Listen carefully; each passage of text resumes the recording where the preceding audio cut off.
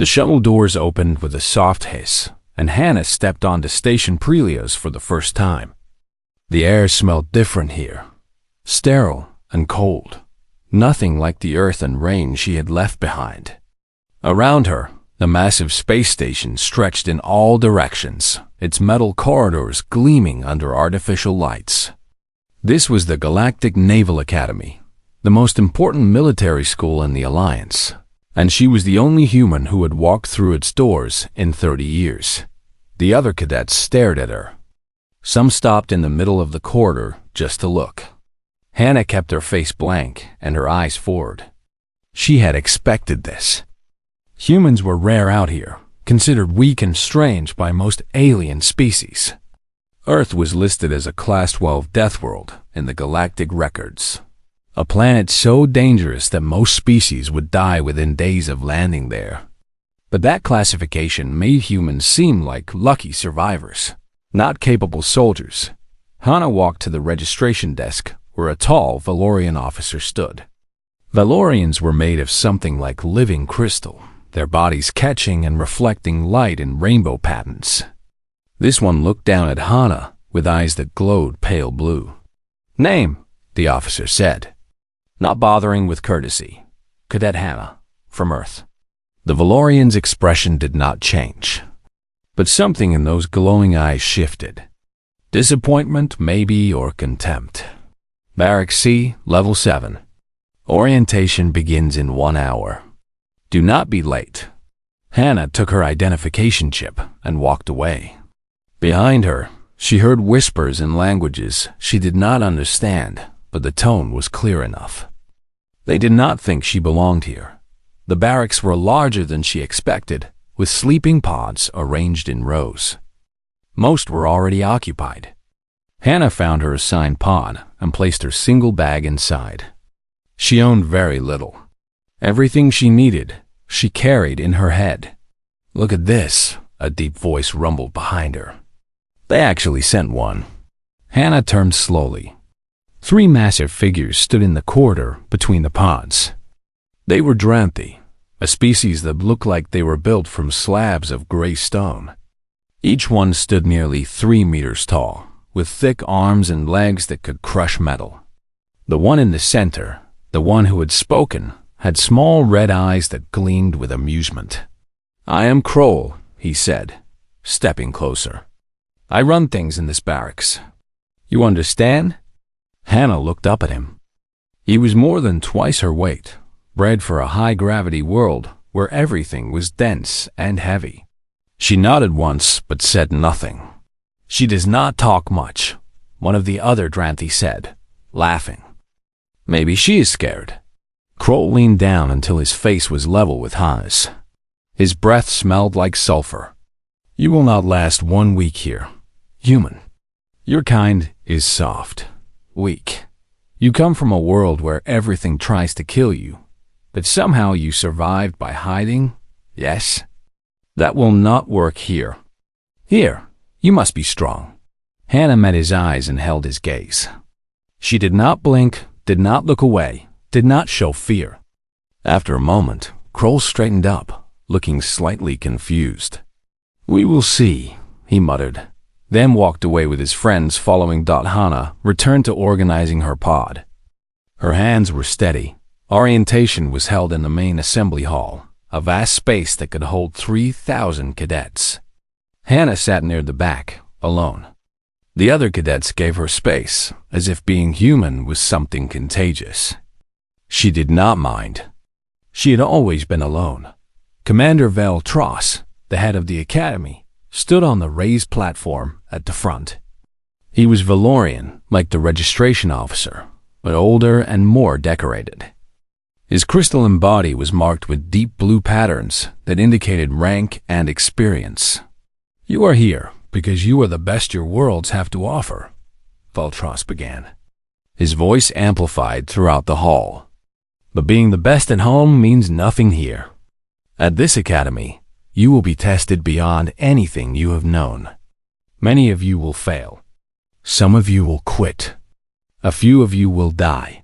He paused, letting the words settle over the crowd. We do not apologize for this. The Alliance needs warriors, not children. If you cannot handle the training, you do not deserve to wear the uniform. His glowing eyes swept across the assembly and stopped when they found Hana. For a long moment, he stared at her, and she stared back. Some of you are here because of politics, Voltros continued, still looking at Hana. Because treaties require us to accept cadets from certain worlds. These cadets will learn quickly that politics cannot protect them from reality. Weakness has no place here, regardless of where you come from. The message was clear. Hana was not wanted. She was a token, a checkbox on some diplomatic form. The commander expected her to fail. Hana's expression did not change. She simply sat, hands folded in her lap, and listened to the rest of the speech. Training began the next morning at dawn. The first test was simple, a 5-kilometer run through the station's gravity-enhanced corridors. The gravity was set to twice standard, making every step feel like pushing through mud. For most species, this was difficult. For Dranthi and other heavy worlders, it was normal. For humans, who came from a world with standard gravity, it should have been impossible. Hana finished in the middle of the pack. Not first, but far from last. Her legs burned and her lungs ached, but her face showed nothing. When Kroll ran past her, he shoved her shoulder with his elbow, sending her stumbling into the wall. The instructor saw it but said nothing. Hana pushed off the wall and kept running. The days that followed were filled with more tests. Combat drills in full armor. Zero-gravity navigation. Tactical simulations. Survival exercises in environments that range from frozen wastelands to toxic swamps. Each test was designed to break the weak cadets, to sort the warriors from the pretenders. Hana passed each one. Not with the highest scores, but she passed. She did not complain when equipment malfunctioned.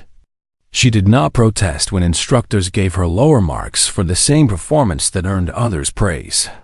She simply continued, day after day, silent and steady. The other cadets began to notice. The human girl did not break, did not cry, did not quit.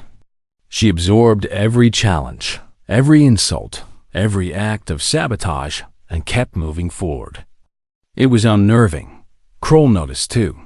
His amusement turned to irritation, then to anger. The human was supposed to fail, to wash out, to prove what everyone already knew about her weak species. But she did not. And that made Kroll look foolish in front of his pack.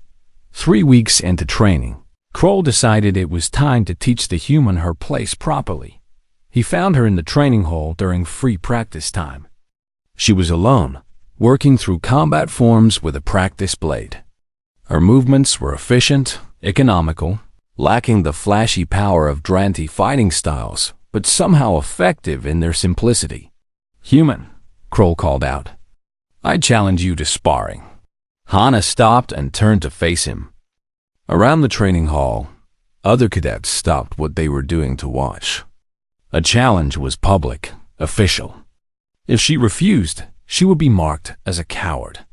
Hana set down her practice blade and walked to the sparring ring. She said nothing, but she stepped inside and took a ready stance. Kroll smiled. This was going to be satisfying. The sparring began, and within seconds, Kroll had Hana on the defensive. His strikes were heavy and fast, each one designed to overwhelm. Hana blocked and dodged, giving ground, looking for openings that did not exist. The other cadets watched, some with satisfaction, some with pity. Then Kroll got tired of playing. He stepped forward and struck Hana across the face with his closed fist, a blow that was far beyond what sparring rules allowed. The sound echoed through the hall. Hana's head snapped to the side. She stumbled, nearly fell, but caught herself. Blood ran from her split lip, and her cheek was already swelling. The hall went silent. Hana straightened slowly. She touched her face, felt the damage, and looked at Kroll. Her eyes were empty of emotion. No anger, no fear, nothing. She nodded once, as if acknowledging something important, then turned and walked out of the ring. Kroll and his friends laughed. The instructors, watching from above, shook their heads. Another human who learned her place.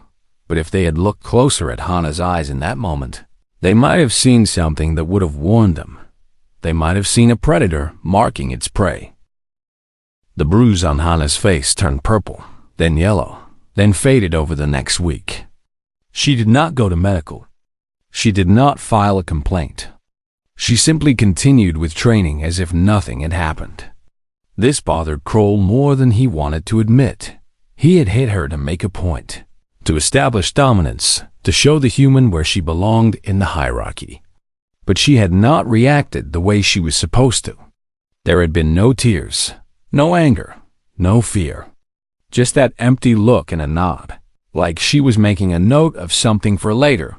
The other Dranti in his pack, Vorin and Drek, thought Kroll was worrying over nothing. She learned her lesson, Vorin said over evening meal. Look at her. She stays quiet, keeps to herself. She knows her place now. But Kroll watched Hana across the mess hall and was not convinced. She sat alone, eating her rations with mechanical efficiency, her eyes distant.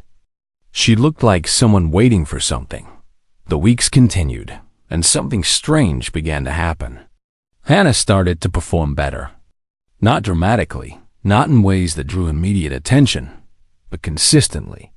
In tactical simulations, where cadets were tested on strategy and decision-making, Hana's scores climbed steadily. Her approaches were unusual, not following the standard doctrines taught by the academy. A day worked. In one simulation, she was given command of a small fleet defending against superior numbers. Instead of engaging directly, she used the asteroid field as cover, split her forces into small units, and harassed the enemy from multiple angles until they made mistakes. She won with 0 losses.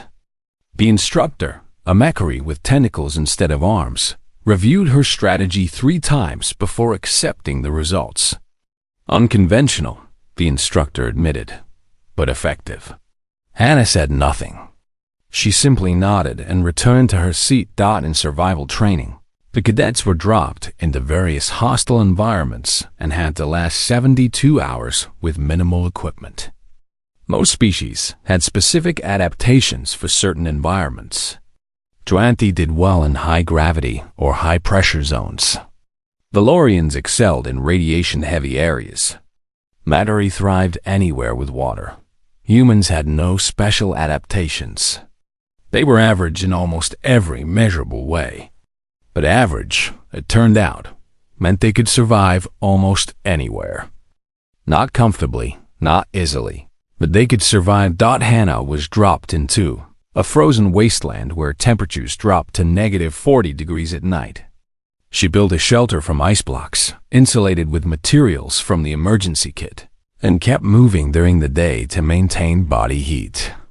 When she was extracted after 72 hours, she was cold and exhausted, but functional. Several cadets from species with better cold resistance had to be evacuated. Early due to hypothermia, the instructors began to take notice. Commander Veltros reviewed her records personally, frowning at the steady upward trend in her performance. This was not what he had expected. Humans were supposed to be weak, limited by their biology. But this human seemed to have no limits, only challenges she adapted to. Kroll noticed too. His irritation grew into something darker. The human was making him look bad. Every time she succeeded at something difficult, it reminded everyone that Kroll had tried to intimidate her and failed. His status among the other cadets was built on fear and respect, and Hana's presence was eroding both. He decided to escalate. It started with small things. Hana's equipment would malfunction during drills. Her practice weapons had damaged power cells. Her assigned study materials were the wrong versions, causing her to prepare for different tests than what was actually given. None of it was traced back to Kroll directly, but everyone knew. Hana adapted. She checked every piece of equipment twice before using it. She borrowed study materials from the Academy library instead of relying on assigned texts. She started waking an hour earlier to compensate for the sleep disruptions caused by accidental alarms in the barracks. Then Kroll moved to food. Hana's meal rations began disappearing. At first it was occasional, then it became regular. Humans needed to eat more frequently than many species because of their high metabolism. Missing meals affected their performance. Hana started carrying emergency rations in her pockets, the tasteless compressed bars that every cadet was issued for field exercises. She ate them between training sessions, never complaining, never asking for help. Kroll's pack expanded. 2 Valorians, Shao and Revik, joined his campaign against the human.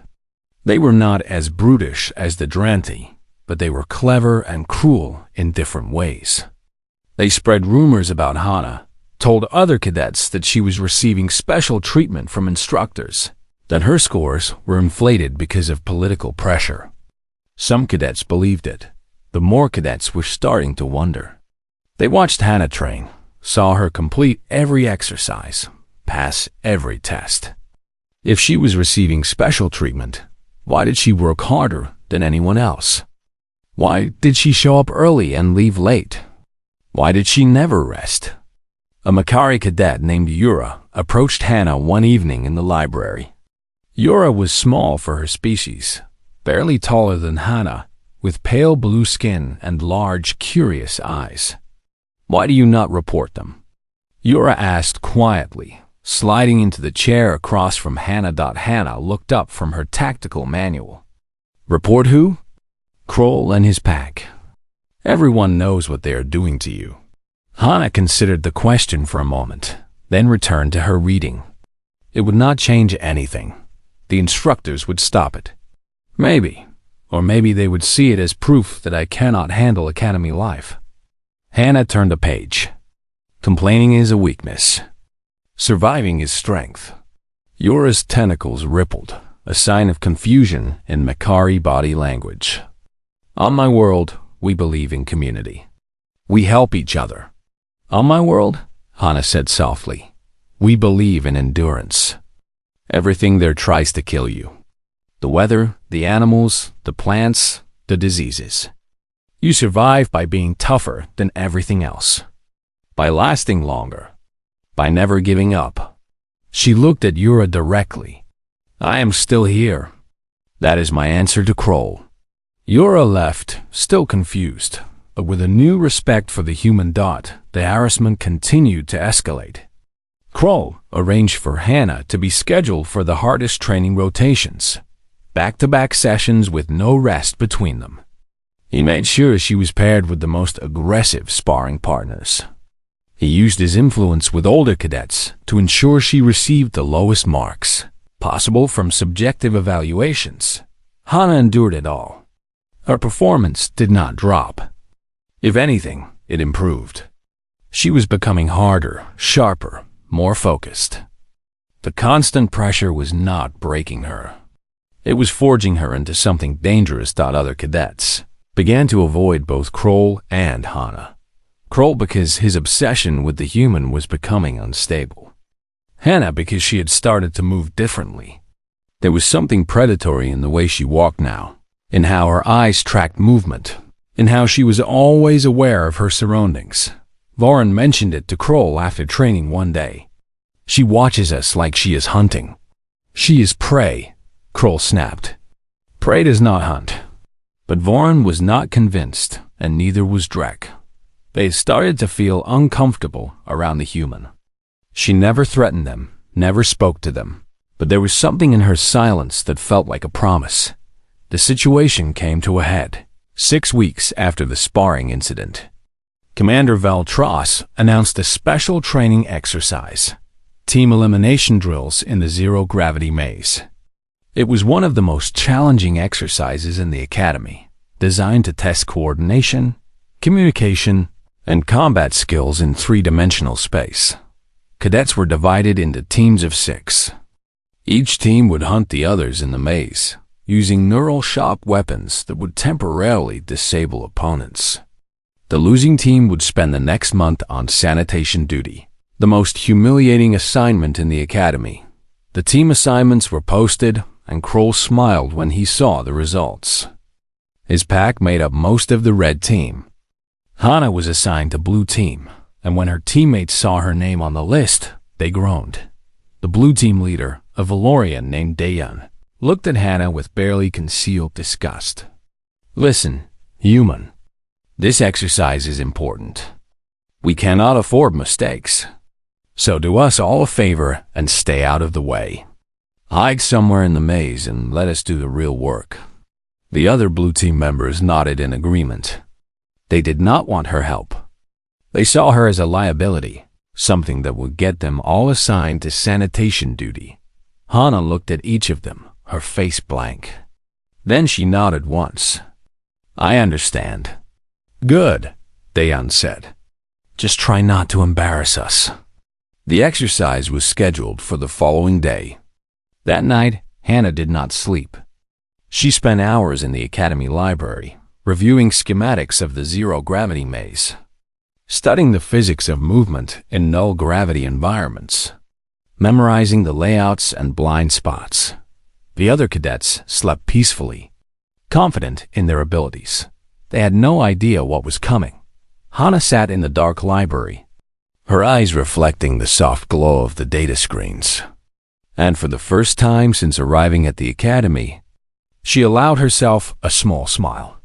The lesson was about to begin. The zero-gravity maze stretched through 3 entire levels of Station Prelios, a massive 3-dimensional labyrinth of corridors, chambers, and intersections. The walls were padded with shock-absorbing material, and the lighting was deliberately uneven, creating pools of shadow and brightness that disoriented anyone not used to 3-dimensional combat. Hana floated in the blue team's starting chamber, checking her neural shock weapon one last time. The weapon was simple. Point, shoot, and the target's nervous system would shut down for approximately 15 minutes.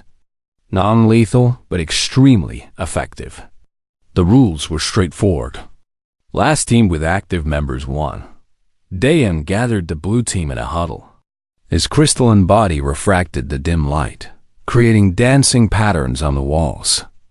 "Standard search pattern," he said. "We move in pairs, cover each corridor systematically.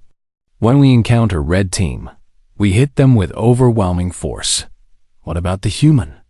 one of the other team members asked, a Dranti named Bora. Daehyun glanced at Hana, who floated at the edge of the group, silent as always. "She stays in this chamber. If any red team members come here, she can try to shoot them. Otherwise, she stays out of our way." The others nodded, relieved. Hana said nothing.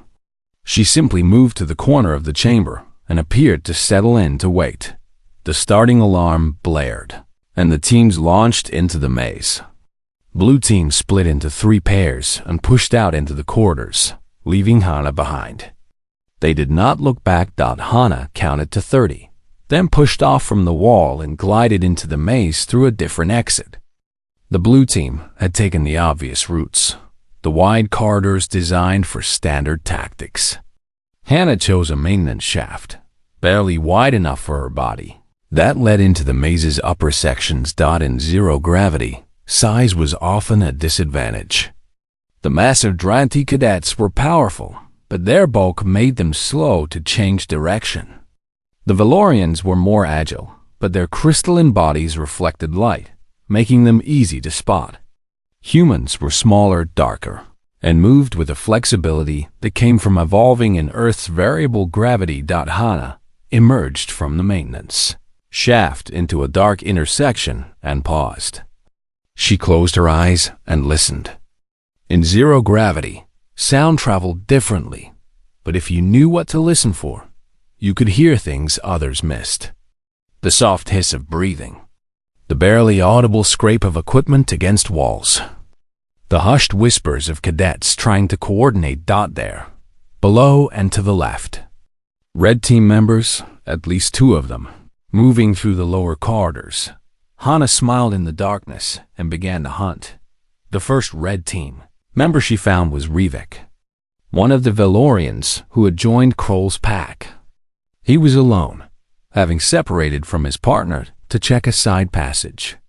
This was a mistake. In the maze, isolation was death. Hana approached from above, using the shadows, moving with patient precision. She did not rush. She had learned long ago that patience was a weapon as effective as any gun. On Earth, human ancestors had hunted prey by following it for days until it collapsed from exhaustion. That instinct lived in her bones. Revik never saw her coming. One moment he was checking the corridor, and the next, Hana's neural shock weapon discharged against his back. He convulsed once and went limp. Floating unconscious in the corridor. Hana caught him before he drifted into the wall, making noise. She secured him to a wall grip so he would not float away, then continued deeper into the maze. The second target was Shal, Revik's partner. When Revik did not return, Shal came looking for him. Hana was waiting in the darkness above the corridor, weapon ready. When Shal found Revik's unconscious body, there was a moment of confusion. A moment where Shal's attention was divided. That was all Hana needed. 2 down. 4 to go. Hana moved through the maze like a ghost. She used the ventilation shafts, the maintenance passages, the blind corners that most cadets ignored. She was mapping the maze in her head, tracking the patterns of movement, predicting where Red Team would go next. She found Varn and Drek together, moving cautiously through a wide chamber. They were being careful now, aware that 2 of their teammates had gone silent. Kroll had trained them well. They covered each other's blind spots, communicated with hand signals, moved with military precision. It did not matter. Hana waited in a side passage, patient and still. She had noticed something about the chamber's design. There was an emergency airlock at one end, and when activated, it created a brief but powerful air current as pressure equalized. Most cadets did not know this because it was in the technical specifications, not the tactical briefings. Hana activated the airlock remotely using her cadet access code. The current was not strong enough to be dangerous, but in zero gravity, it was enough to destabilize anyone not prepared for it. Varn and Drek tumbled, disoriented, trying to regain control. In that moment of confusion, Hana shot them both. 2 quick shots, 2 unconscious Dranti floating in the chamber. 4 down. 2 to go, somewhere in the maze. Hana knew that Blue Team was looking for Red Team through the obvious routes, following their training, doing everything right according to Academy doctrine. They would find nothing. Red Team was already gone. Now there was only Kroll and 1 other team member, a Valorian named Jiwoo. Hana tracked their communication signals, following the faint electronic emissions from their equipment. They were moving toward the maze's center, probably hoping to find a defensive position. Hana intercepted them in a narrow corridor, but she did not attack. Instead, she let them see her. Just a brief glimpse, a shadow moving in the distance, and then she was gone. Kroll and Jiwoo took the bait. They pursued, trying to corner the human, confident that 2 against 1 would end quickly. They did not realize they were being herded. Hana led them through a series of turns, always staying just out of range, always visible enough to keep them following. She brought them to a dead-end corridor, a place with only 1 entrance and no escape. Jiwoo entered first. Hana was waiting on the ceiling, weapon aimed. She fired, and Jiwoo dropped instantly. That left only Kroll. The big Dranthi realized too late that he had been played. He spun around, trying to retreat, but Hana was already moving. She pushed off from the ceiling and flew through the air, weapon raised. Kroll fired his weapon, but Hana twisted in mid-flight and the shot went wide. She crashed into him, using her momentum and his size against him. In zero gravity, mass was less important than velocity and control. They tumbled together, bouncing off walls. Kroll tried to grab her, to use his strength, but Hannah was faster. She had grown up in gravity, had spent her whole life learning to control her body in 3 dimensions.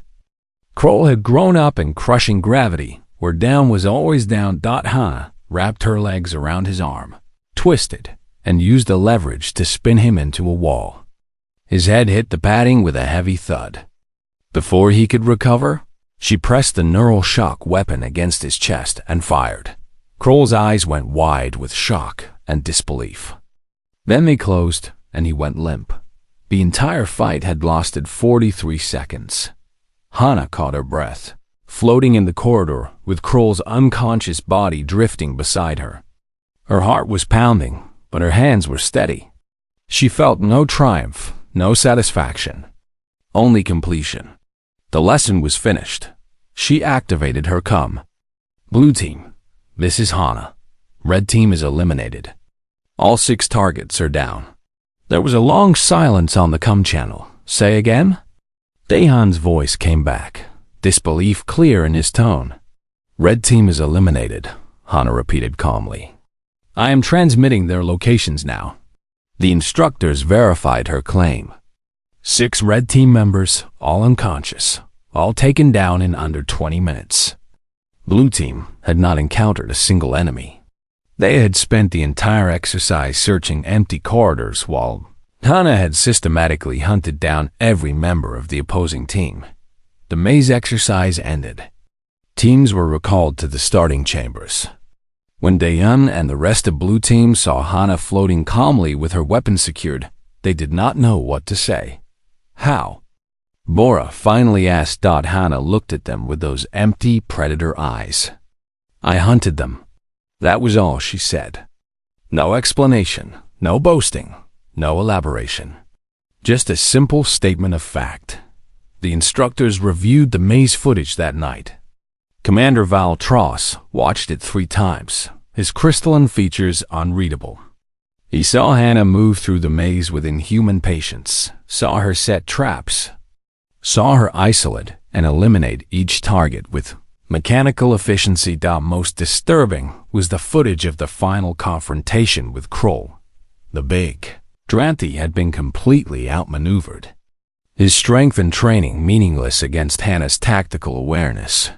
She hunted them, Valtros said quietly to himself in the empty observation room. Like they were animals. He finally understood what the restricted files had tried to tell him. Humans were not strong or fast or specially adapted. They were hunters.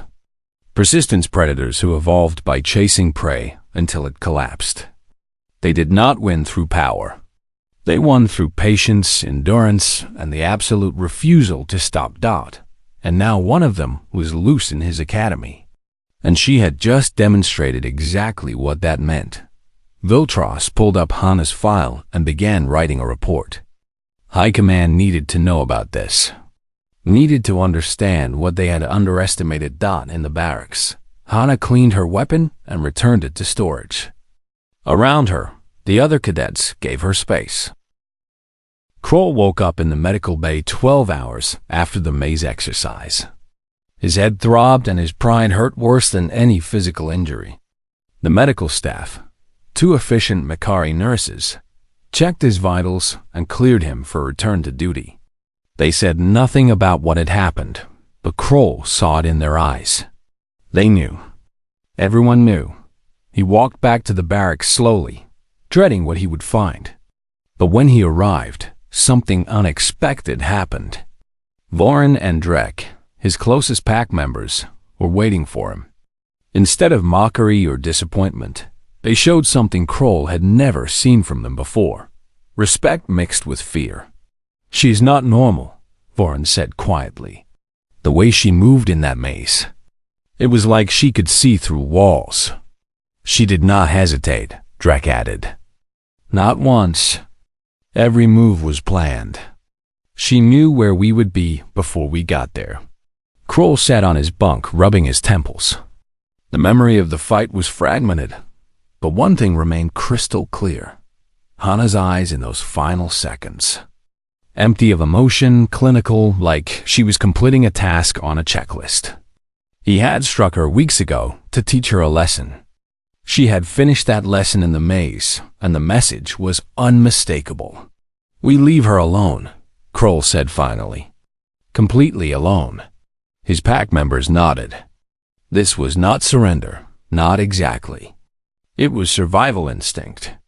They had poked something that looked weak and discovered it was not weak at all.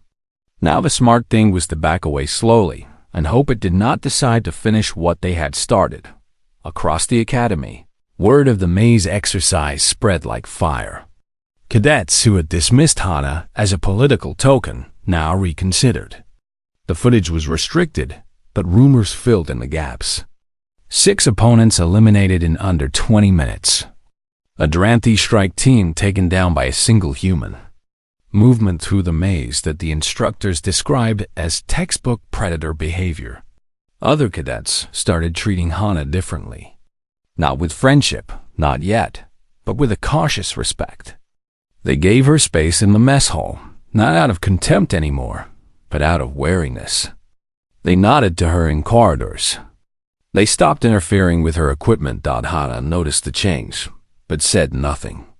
She continued her routine exactly as before. Train, study, eat, sleep. Her face remained blank, her movement sufficient. If the new respect pleased her, she did not show it. But in the instructors' offices, the conversations were far more serious. Commander Valtros sat in his private chamber, surrounded by holographic displays. For 3 days, he had been reading restricted files about Earth and humans, documents that most Alliance officers never bothered to access. What he found disturbed him deeply. The files described Earth as a Class 12 Deathworld, which everyone knew. But the classifications focused on environmental hazards, extreme weather, tectonic instability, atmospheric oxygen levels that were toxic to many species. What the files barely mentioned was the evolutionary pressure this environment created. Voltros read about Earth's predators, animals that could run at speeds that would shame most military vehicles, creatures that hunted in coordinated packs with complex communication, insects that could survive in environments that would kill nearly anything else, plants that produced toxins strong enough to kill large animals. And in the middle of this nightmare world, humans had not just survived. They had dominated. The key was persistence hunting. Veltros read the section 3 times, trying to understand. Humans were not fast runners compared to Earth's prey animals. They were not strong compared to Earth's predators. But they had one advantage: endurance. A human could run for hours, could track prey across vast distances, could keep coming no matter how many times the prey escaped. The prey would sprint away, exhausting itself. The human would follow at a steady pace. The prey would rest, thinking it was safe. The human would appear on the horizon again. This cycle would repeat for hours, sometimes days, until the prey literally collapsed from exhaustion and overheating. Then the human would walk up and finish it. They evolved to be unkillable, Voltros whispered to himself. The files also described human psychology. Their ability to form complex strategies, to plan multiple steps ahead, to adapt rapidly to new situations. Their tendency toward pack bonding, but also their ability to function independently. Their capacity for violence paired with strict social codes that controlled when and how that violence was used. Reading between the lines, Veltros understood something the Alliance had missed. Humans were not weak. They were terrifying. They just did not look terrifying because their danger came from their minds, not their bodies. He pulled up footage from the maze exercise again and watched Hana's approach with new understanding. She had not fought like a soldier. She had hunted like an apex predator. Patient, methodical, always conserving energy, always planning 3 moves ahead. She had turned the maze into her hunting ground and the red team into prey. And she had done it while being harassed, sabotaged, and given no support from her own team. Veltros wrote a detailed report to Alliance High Command, marking it urgent. He explained what he had learned, what Hannah had demonstrated, what this meant for the Alliance's understanding of human capabilities.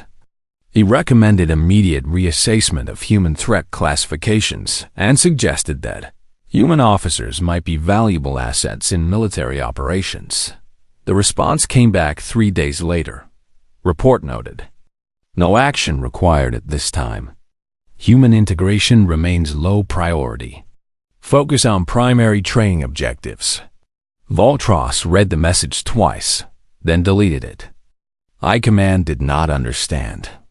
They still saw humans as a minor species, barely worth attention. They did not see what he saw, a species that could change the nature of warfare itself if properly utilized. He made a decision then, one that would later prove crucial. He called his old academy friend, a ship captain named Tail, who commanded a border patrol vessel. They had graduated together 40 years ago and had stayed in contact ever since. "I need a favor," Voltros said. "I have a cadet graduating in 3 months. Human, exceptional tactical ability. I want her assigned to your ship." Tael's holographic image showed surprise. "A human? Are they not still considered developmental assignments?" "This one is different. Trust me." Voltros sent over Hannah's files and the maze exercise footage. "Watch this. Then tell me if you want her on your crew." Tael watched the footage in silence. When it finished, he was quiet for a long moment. "She hunted them. Yes. This is what humans can do?" "Apparently, yes. And High Command refuses to see it." Tael, who had spent 20 years patrolling the border near Rithani space, understood immediately what Voltros was implying. The Rithani Compact was growing aggressive. Border incidents were increasing, and everyone knew war was coming eventually. When it came, the Alliance would need every advantage it could get. "Send her to me when she graduates," Tael said. "I will find a place for her. Thank you, old friend. Do not thank me yet. If she's as dangerous as that footage suggests, I might be putting my crew at risk." Voltros smiled grimly. "The risk is not to your crew. It is to anyone who makes the mistake of underestimating her." Back in the barracks, Hannah was unaware of these discussions. She studied tactical manuals in her bunk, preparing for the next day's examinations. Around her, the noise of the barracks had changed. It was quieter now when she was present. Cadets spoke in lower voices, moved more carefully.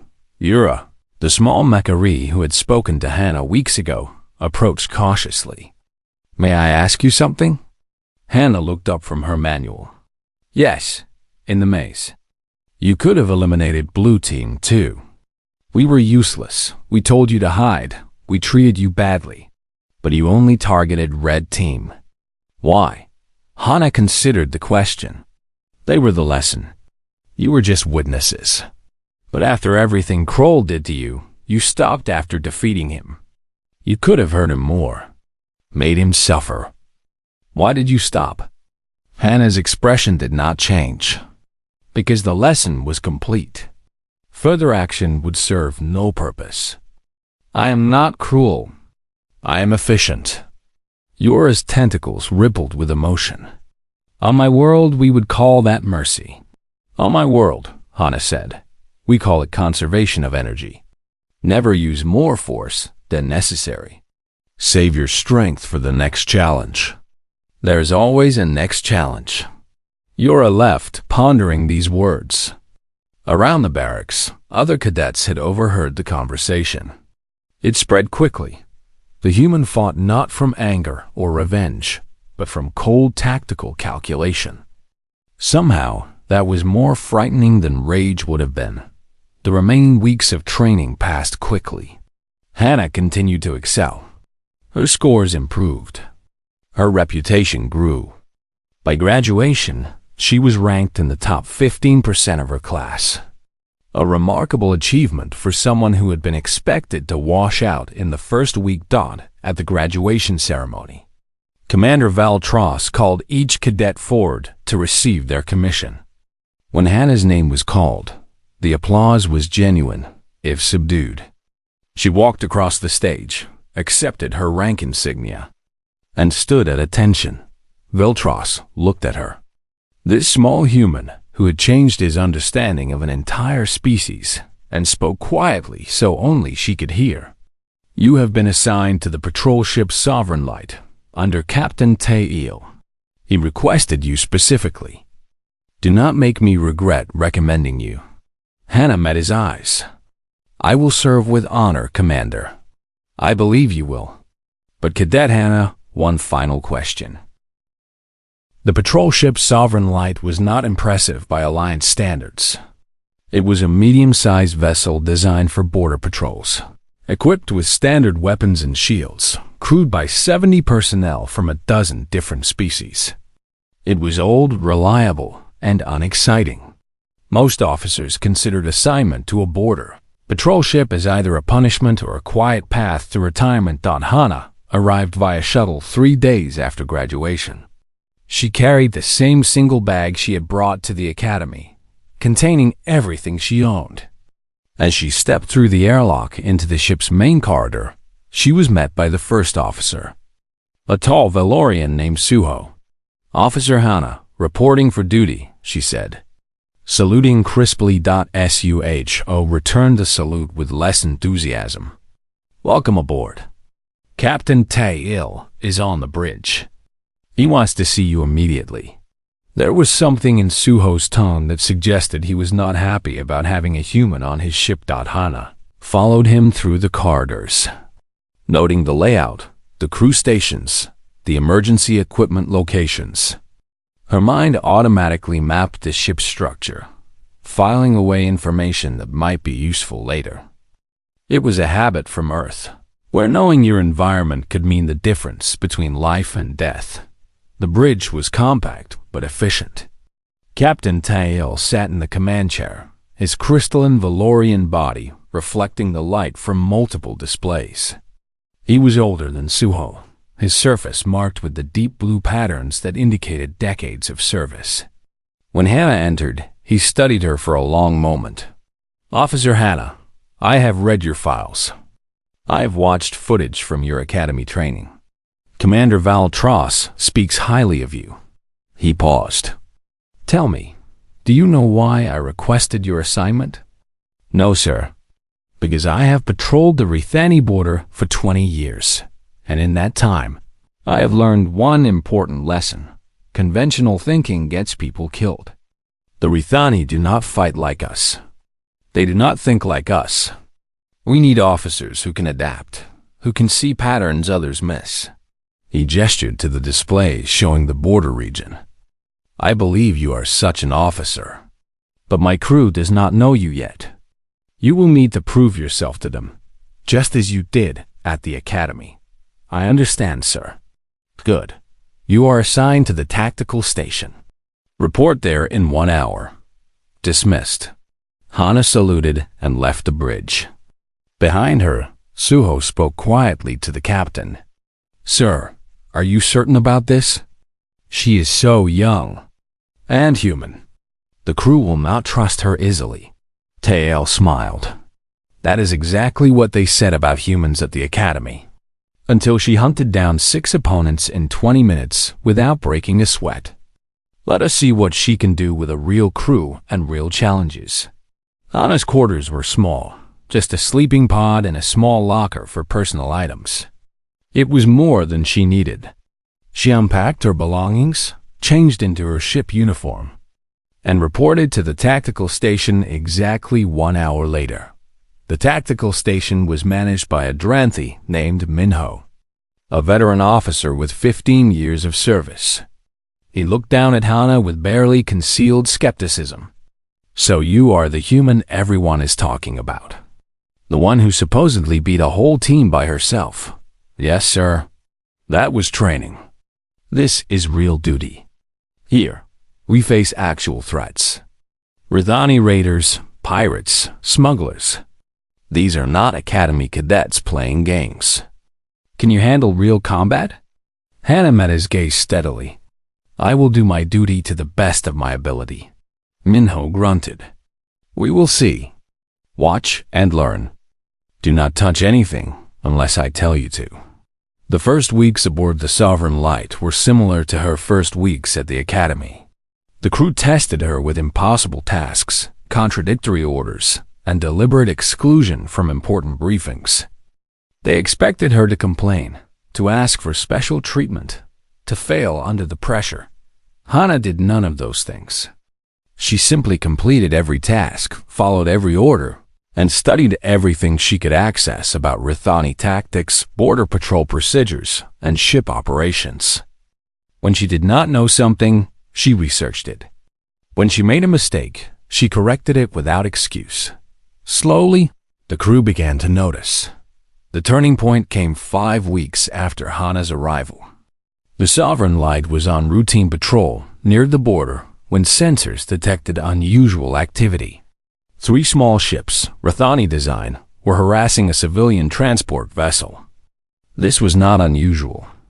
Rithani raiders often tested Alliance responses, probing for weaknesses. Captain Tail ordered the ship to intercept. Standard protocol was to approach with shields raised, weapons powered but not locked, and issue a warning. Usually, the raiders would retreat when faced with a military vessel. But this time, the Rithani did not retreat. Instead, they split up, 2 ships continuing to harass the transport while one moved to intercept the Sovereign Light. It was an aggressive pattern, suggesting either desperation or a larger plan. On the tactical station, Minho frowned at his displays. This does not feel right. Raiders do not usually engage military vessels directly. Hana, standing at the auxiliary console, had been studying the sensor data. Something about the Rithani movement patterns bothered her. "Sir, permission to speak?" "What is it?" "The raider approaching us is broadcasting standard distress signals, but its power signature does not match. It is running at 80% capacity, not the 40% you would expect from a damaged ship." Minho checked his own displays. She was right. So they are pretending to be damaged. Why? Hana pulled up a tactical overlay. The transport they are harassing is heavy with cargo, low on power. If I wanted to steal that cargo, I would need to keep it from escaping while dealing with any military response. One ship pretends to be damaged, draws the patrol vessel close, then reveals it was a trap. Meanwhile, the other 2 finish with the transport. Minho stared at her, then at his displays, then at the captain. "Sir, the human might be right. This could be an ambush." Captain Tail had been listening. "Officer Hana, if you are correct, what would you recommend?" Hana stepped forward, pulling up a 3-dimensional tactical display. Her fingers moved quickly, sketching out a counter-strategy. "We do not take the bait. Instead, we accelerate past the damaged raider and move directly to the transport. The raiders will need to choose, maintain their ambush and let us reach the transport, or break cover and engage us directly. Either way, we control the engagement. And if they scatter, then we have protected the transport and called their bluff. If they engage, we fight them on our terms, not theirs." Tail considered for exactly 3 seconds. "Execute Officer Hana's plan. Helm, full acceleration toward the transport. Tactical, prepare weapons but do not lock until we see their response." The Sovereign Light surged forward, bypassing the supposedly damaged raider. For a moment, nothing happened. Then, exactly as Hana had predicted, the raider's power signature jumped to full capacity. All 3 Rithani ships turned to engage the Sovereign Light directly, but the Alliance ship was already in position to protect the transport, and the Rithani found themselves facing a military vessel with superior shields and weapons. The fight was brief. The Rithani realized they had lost their advantage and retreated into Rithani space before any real damage was done. The transport's captain sent a message of thanks. The Sovereign Light resumed patrol. On the bridge, Captain Tail turned to Hana.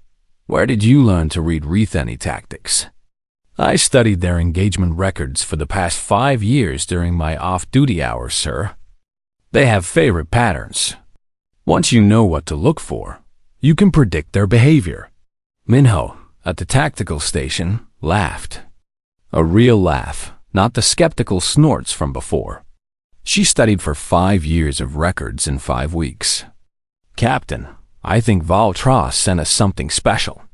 Word of the successful engagement spread through the ship quickly. The crew began to view Hana differently.